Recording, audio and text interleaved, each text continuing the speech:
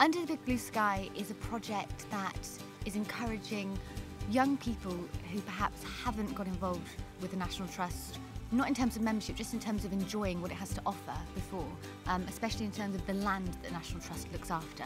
So it's about getting a bunch of us who haven't done it before to come out here, and some people who have, so we can get these outdoor experiences, share them with other people, and maybe show other people around our age group what the National Trust has to offer, and the fact that you can come out here and have some fun and just experience being outdoors.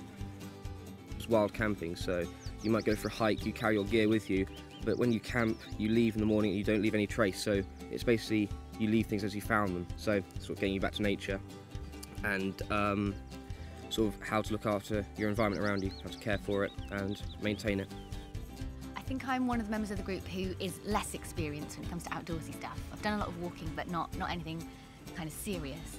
I had my packing list, my kit list, which I checked like 3 times. You cross it off black, which means I've got it. Cross it off red, which means it's on the bed. Cross it off green, it's in the back. Well, I've been a scout for years and years and years, so camping's always been a big thing of mine anyway. I enjoy hiking, and I've been volunteering with the National Trust for sort of 3 or 4 years now, so it just seemed like a really all-round good thing, so it just sort of covered all the bases I like at the moment, so that's why I signed up. It's beautiful, and all the walking that we've done, I've just had a smile on my face. It's just lovely to be out here and to sleep with that sound, but what a privilege. It's lovely, it's really good. Paul, our guide, gave us a very nice little walk and talk, some really interesting information as we came along, so like how the park has developed and the different wildlife on it, which is quite interesting as well, and set up camp, and then we went for another walk in the later on in the evening. But midges were a slight problem, but apart from that, it's a really nice location. I hadn't had any experience with the National Trust there. I tried to do some volunteering, but I thought one of them was a cold caller when they rang up or Diamond hung up on them, so that never really happened. But I've never really done anything with the National Trust before. Quite old, and I read an article recently about it being very Disneyfied, and the National Trust filling their houses with stuff, which they shouldn't be doing, reenactors. So I thought it was I thought there was an extreme of the old people who get the bumper stickers to stick in their car, and the really young who go to see like people who reenact in the houses. I think there was much middle ground. So we're trying to use social media to encourage young people to come into the great outdoors and move away from the National Trust image of stuffy old country Disneyfied houses into the great outdoors and all the parks that they have across the UK. So what we're going to do is we're going to have these experiences, and we're going to host them, blog about them, share them basically with our friends in our social networks and broader audiences via the Under the Big Blue Sky website.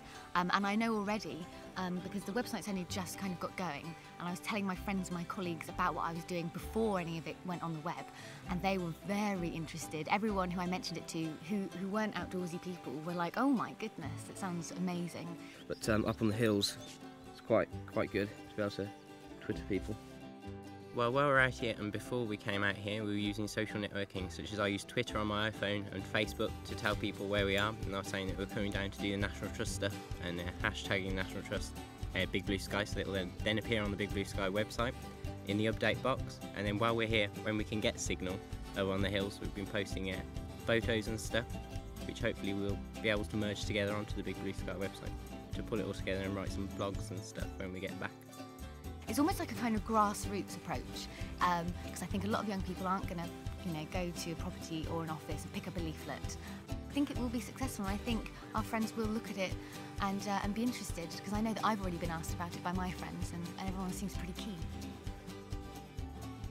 If I was talking to National Trust bigwigs, I would tell them that they need to get more involved and get out of their office and not just visit the houses.